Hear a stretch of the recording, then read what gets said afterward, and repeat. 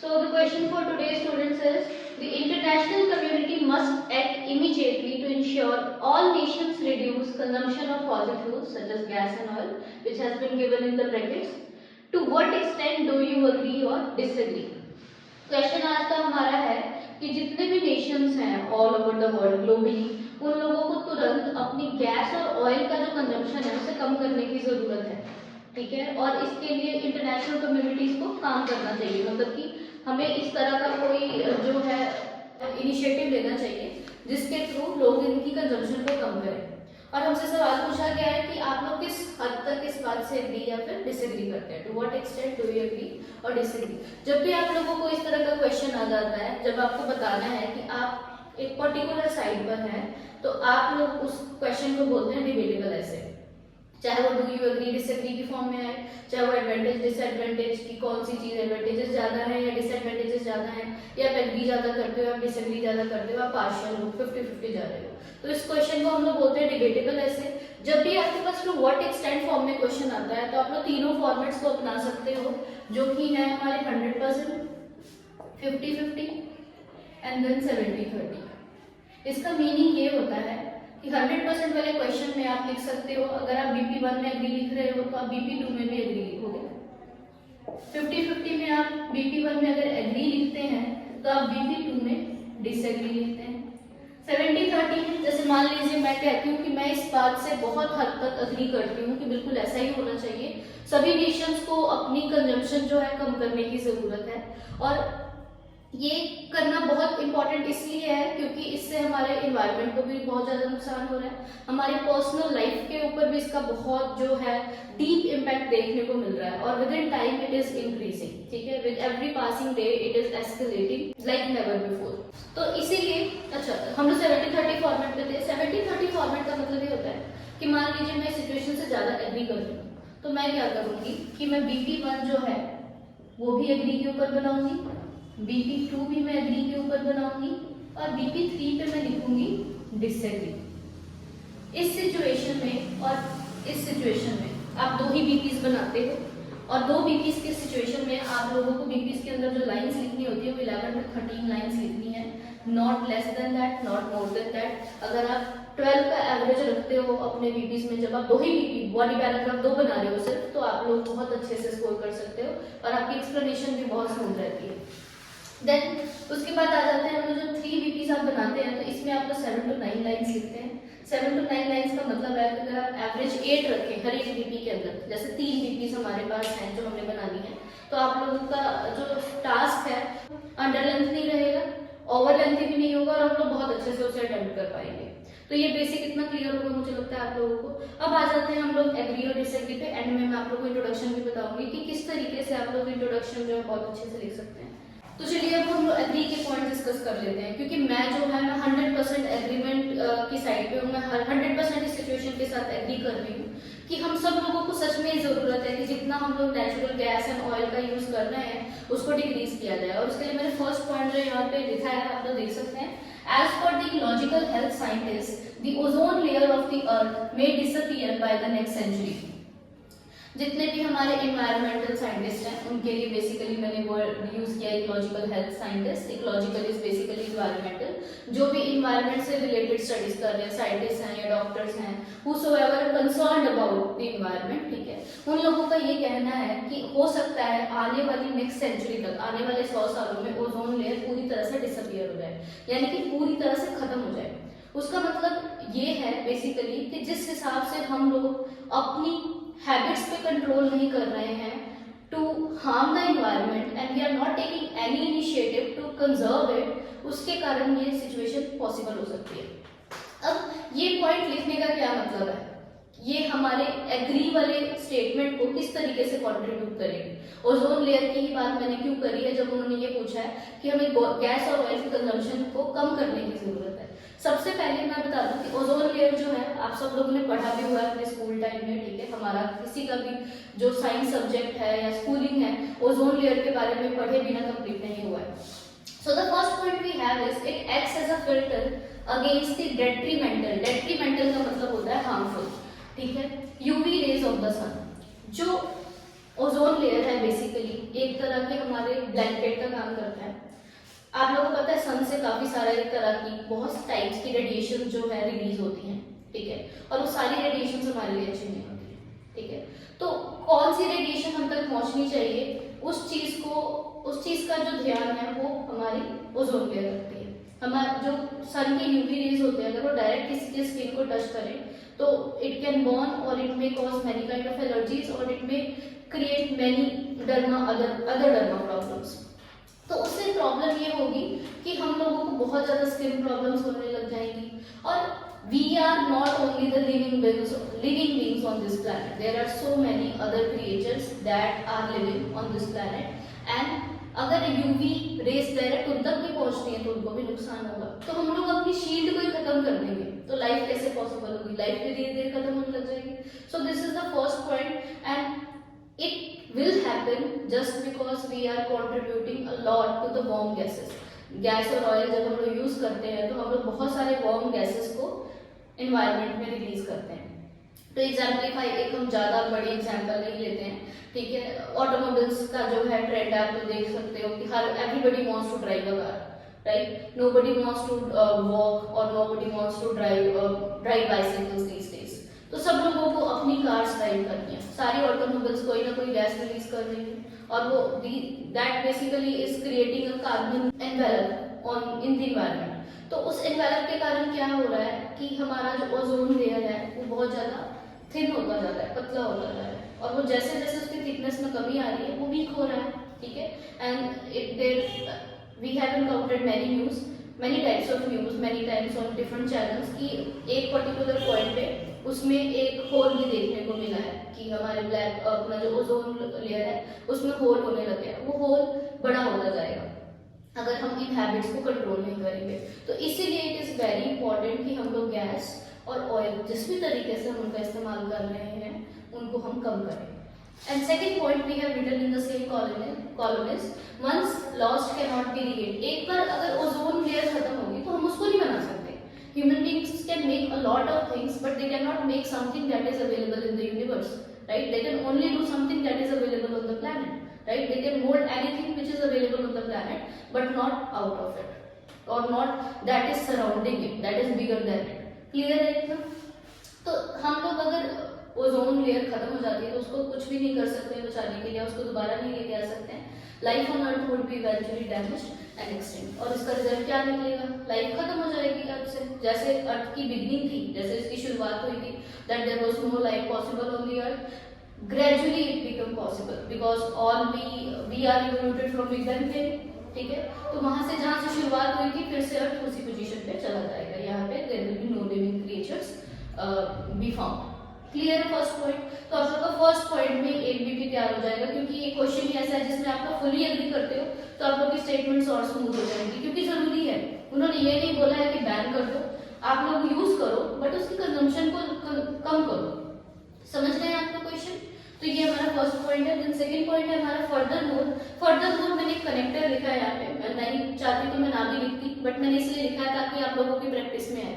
जितना आप लोग कनेक्टर्स लिखते हैं, लिंकर्स का इस्तेमाल करते हैं, आपकी स्टेटमेंट्स ज्यादा रिफाइंड लगती हैं और उसके मार्क्स आप लोगों को मिलते हैं एग्जाम के अंदर।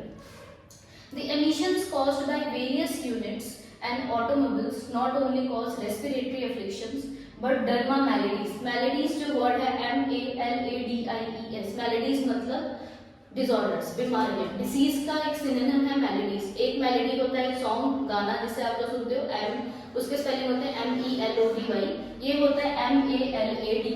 यहाँ पे मैंने प्लूरल फॉर्म यूज किया है तो इसीलिए मैंने IES लिखा है। क्लियर है इतना? ठीक है। आर ऑल्सो सोड, सोड मतलब इंक्रीज। जितने भी ऑटोमोबाइल्स हैं वो कुछ ना कुछ गैसेस जो है रिलीज कर रहे हैं इन्वायरमेंट में, हम ऑयल को बर्न कर रहे हैं and by burning the oil कहीं ना कहीं हम लोग इन्वायरमेंट में किसी ना किसी तरह का जो स्मोक है वो ऐड ऑन कर रहे हैं, ठीक है। और वो हमेशा वार्म इन नेचर होता है जिसमें सल्फर जैसे वो होती है, कार्बन होता है and there can be many other harmful gases that we are emitting into the environment. तो उससे क्या हो रहा है नुकसान, बहुत सारी प्रॉब्लम्स हो रही है लोगों को। रेस्पिरेटरी ट्रैक्ट की प्रॉब्लम है, रिलेटेबल सांस वगैरह की प्रॉब्लम आ रही है। जो एजमा पेशेंट्स हैं उनको तो बहुत ही ज्यादा दिक्कत आती है, वो खराब एयर में ज्यादा देर सर्वाइव नहीं कर सकते। It is very difficult for them to breathe even in the air outside, just because of there is a lot of smoke in the atmosphere and environment. Clear है पहली सिचुएशन। एंड दूसरा derma problems मैंने पहले भी बताया, skin से related जो problems होती हैं उनको हम डर्मा बोलते हैं, और जो डॉक्टर्स इसका ट्रीटमेंट करते हैं उनको हम लोग डर्मेटोलॉजिस्ट बोलते हैं। ये मैंने आप लोग की नॉलेज के लिए बताया, आप लोग को याद रखना है, आप लोग एक बार इस वर्ड का भी इस्तेमाल कर सकते हो, डर्मेटोलॉजिस्ट। क्लियर है सब लोगों को? देन थर्ड पॉइंट है हमारा, acid rain contaminates water bodies. If the excess consumption would not be stopped, it can be catastrophic. Catastrophic again हमारा word जो है वो harmful के लिए, dangerous के लिए एक synonym use होता है to aquatic world.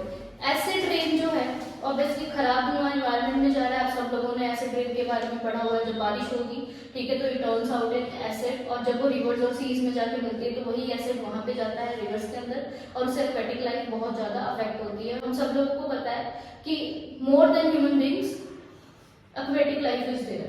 There is 70%, more than 70% water on the planet, right? So that means definitely the number of aquatic life is much higher than the people who are living on the lands, like human beings. ठीक है, clear है इतना point? उसके बाद इसी में हम लोगों ने एक सब पॉइंट ऐड किया है, इट ऑल्सो हार्म्स या जेपरडाइजेस। जेपरडाइज का मतलब होता है रिस्क करना है, थ्रेटन करना, नुकसान पहुंचाना है, खतरा होना। हिस्टोरिकल मॉन्यूमेंट्स, ये हम सब लोगों को पता है कि एक पर्टिकुलर, मुझे ईयर याद नहीं है, may be in the year 2001 और at that time acid rain जो है बहुत ज़्यादा बढ़ गई थी, जिसके कारण one of the 7 wonders which is located in Agra, Taj Mahal, and everybody is non about it. जो ताजमहल की मेजेस्टिक बिल्डिंग थी वो थोड़ी सी मतलब it was damage just because of the acid rain. उसके बाद वहाँ की गवर्नमेंट ने जो है एक इनिशिएटिव लिया था और उन्होंने एक अनाउंसमेंट किया था, एक लॉ पास किया था जिसके अकॉर्डिंग टू दैट लॉ कोई भी जो इंडस्ट्रीज हैं, फैक्ट्रीज हैं, वो एक पर्टिकुलर डायमीटर में जो है अपना मतलब प्लांट जो है इंस्टॉल नहीं कर सकती हैं, अपना वर्किंग जो है इस्टेब्लिश नहीं कर सकती है, उनको ताजमहल से थोड़ा सा दूर होकर ही अपना काम करना था। तो इट डज हैपन, आप लोग ये एग्जांपल भी इंक्लूड कर सकते हो ताजमहल वाली जो मैंने बताई, आप लोगों को ये क्लियर है ये पॉइंट भी आप लोगों को?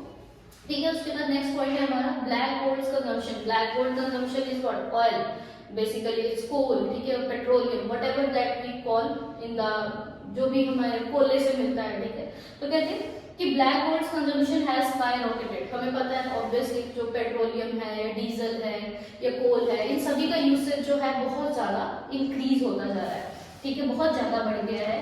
स्काईरॉकेटेड मतलब कि आसमान छू रहा है drastically, and it would be finished in the near future. और इसी तरह से चलता रहा तो एक दिन खत्म हो जाएगा।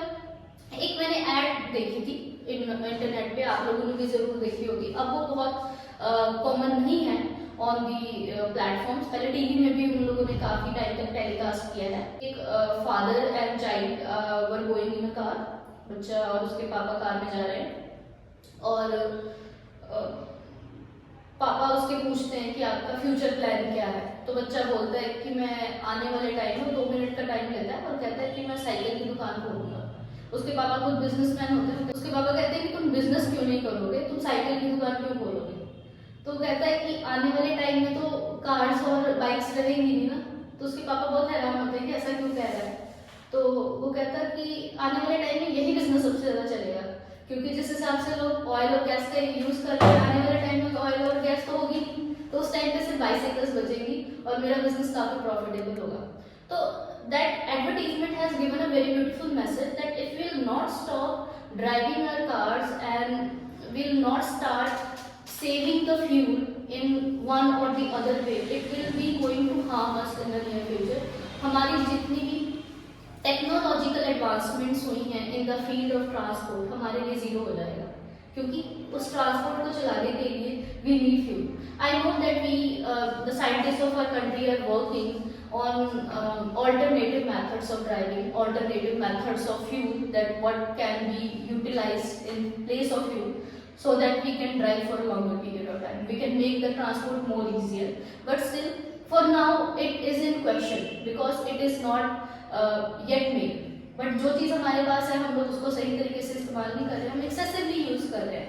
There is a quote always that can be believed that excess of everything is bad. तो हम लोग जितना फ्यूल को इस्तेमाल करते जा रहे हैं उतना हमारा नुकसान हो रहा है, ठीक है। और उसके रिजल्ट में ही एक चीज मैंने आखिरी पॉइंट लिखा है, with every passing day the quantity of fuel is decreasing. Obvious है, हम अर्थ को एक्सट्रैक्ट कर रहे हैं, अर्थ को नुकसान भी पहुंचा रहे हैं। ड्रिलिंग से पूरे क्रस्ट में जो है बहुत ज़्यादा फ्लक्चुएशन होती है, वेरिएशंस आती हैं, जिससे अर्थ की क्रस्ट भी वीक हो रही है। और इसके कारण नेचुरल डिजास्टर्स भी कहीं ना कहीं जो है हमें देखने को मिलते हैं हमारे आसपास। अर्थक्वेक वगैरह जो प्रॉब्लम्स आ रही हैं, जो बढ़ गई हैं कुछ पिछले टाइम में, या फ्लडिंग का हम देख रहे हैं, लैंडस्लाइड्स का देख रहे हैं, they are happening just because of human activities. Drilling and extraction is somehow very much harmful for our earth, ठीक है। उसके कारण अब हम तेल भी निकालते जा रहे हैं, तेल तो कम हो ही रहा है, लेकिन वहां पे एक चीज जो बढ़ रही है वो है पोल्यूशन एंड इन्फ्लेशन। इन्फ्लेशन होता है महंगाई,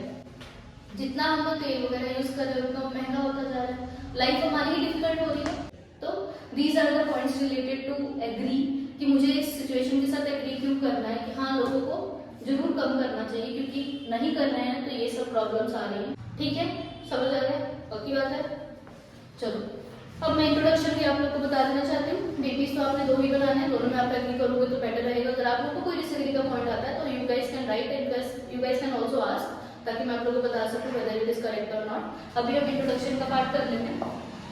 इंट्रोडक्शन में देख लीजिए, मैं हमेशा क्लास में बोलती हूँ, आज फिर एक बार बता रही हूँ, आपको एग्री या डिसएग्री के पॉइंट्स आते हैं या फिर नहीं आते हैं, आप इंट्रोडक्शन बेस्ट लिख सकते हो। और ऐसा इसलिए होता है कि introduction is an art which is different from बीपीस बॉडी पैराग्राफ्स। आप इंट्रोडक्शन में हमेशा अच्छा स्कोर कर सकते हो, उसके लिए आपको कोई पॉइंट्स की जरूरत नहीं है। आपको आइडियाज नहीं आ रहे, आपको कोई पॉइंट नहीं आ रहा है एग्जाम में, आप इस तरह से कंफ्यूज हो जाओ, या क्लास में जो भी टेस्ट होते हैं हमारे मॉक टेस्ट, उसमें आप कंफ्यूज हो, कोई कंफ्यूज होने की जरूरत नहीं है। आप सभी लोग इंट्रोडक्शन एकदम परफेक्ट लिख सकते हैं, 100% एक्यूरेट। और उसका एक मेथड होता है। इंट्रोडक्शन के हमेशा 3 एलिमेंट्स होते हैं। पहले आता है इसमें हमारा जनरल स्टेटमेंट,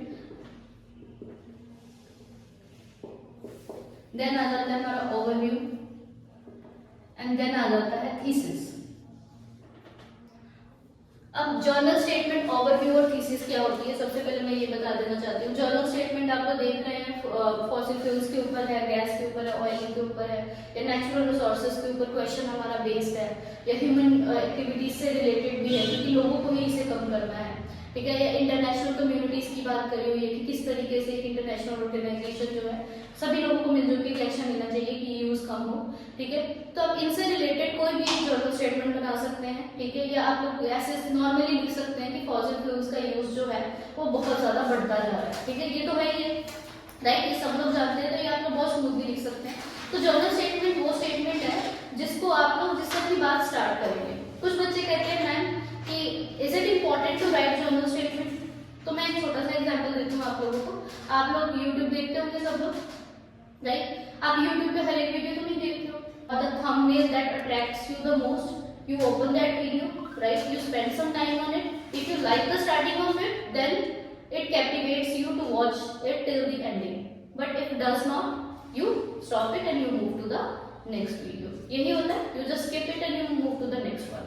तो यही सेम सिनेरियो होता है आपके क्वेश्चंस में। जब आप स्टार्ट अपनी बात अच्छे से करोगे तभी आपकी बात कोई भी सुनेगा या पढ़ेगा, otherwise it won't make much impact, right. तो इसलिए जर्नल स्टेटमेंट हमें लिखनी चाहिए, मेरे हिसाब से तो बिल्कुल 100% लिखनी चाहिए। अगर हाँ इन एनी सिचुएशन आप लोग को लगता है कि आपका ओवरव्यू, जब आप लोग क्वेश्चन को रीफ्रेश करोगे वही बहुत लेंथी हो जाएगा, तो आप लोग छोड़ सकते हो, कोई प्रॉब्लम नहीं। But majority of the cases में आप कोशिश करो कि आप लोग लिखो, ठीक है। तो यहाँ पे जैसे मैंने बात बोली, जर्नल स्टेटमेंट में लिख भी लेती हूँ, अनडिनाइबली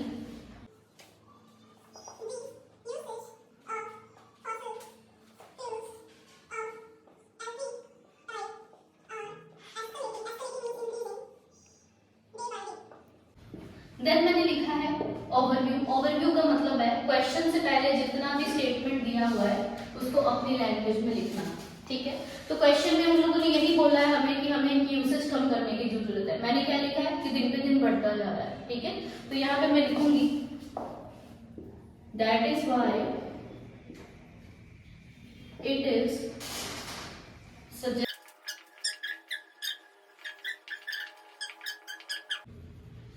तो इसीलिए ये सजेस्ट किया जाता पता है कि सभी नेशंस आपस में मिलजुल कर, ठीक है, गैस और ऑयल की यूसेज को थोड़ा सा कम करें। वही सेम बात हो गई, ठीक है। अब मैंने थीसिस लिखना है। थीसिस का मतलब होता है जब आपसे जो क्वेश्चन पूछा गया आप उसका आंसर करते हैं। To what extent do you agree और डिसएग्री। डिबेटेबल क्वेश्चन में आप हमेशा जो थीसिस है वो आए, यानी कि फर्स्ट पर्सन पर्सनल प्रोनाउन से शुरू करो, that is I personally agree to the given statement, या डायरेक्ट लिख सकते हैं I completely agree to the given statement. Clear है सब लोगों को? So this is all about the question. आप लोग खुद अटेम्प्ट करेंगे, पॉइंट्स मैंने सभी को बता दिए। कनेक्टर्स आपको नहीं समझ आएंगे, आप लोगों को मेरे से पूछ लेने हैं। Hello everyone, this is Kajal Kaushik and welcome you all back on my channel cool and easy.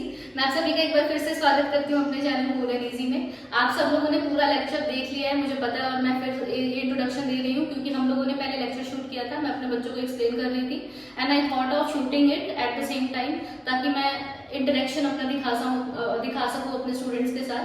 तो होपफुली मुझे उम्मीद है कि आप लोगों को पूरा टास्क समझ आ गया होगा। आप लोग भी घर पे बैठ के इसको अटेम्प्ट कीजिए और अपने दोस्तों के साथ जरूर शेयर कीजिए, बिकॉज ये क्वेश्चन सिर्फ समझने के लिए इंपॉर्टेंट नहीं है, एग्जाम पॉइंट ऑफ व्यू से बहुत ज्यादा इंपॉर्टेंट है। और उम्मीद करती हूँ कि आप लोगों के टास्क 2 के कंसेप्ट को, जो डिबेटेबल ऐसे में इसने काफी क्लियर किया होगा। और अगर आप लोगों को मेरी वीडियो अच्छी लगी तो इसे जरूर शेयर और लाइक कीजिए। और आपको अगर कुछ भी क्वेरी है, आपको कुछ क्वेश्चन पूछना है, आप चाहते हैं कि मैं एक पर्टिकुलर ऐसे जो है बोर्ड पे करवाऊं और आप लोगों तक रीच आउट करूं, तो आप लोग मुझे मेरे कमेंट सेक्शन में वो लिख के भेजिए, मैं जरूर एक्ट अपॉन करूंगी उसके बारे में। Till then I am taking your leave.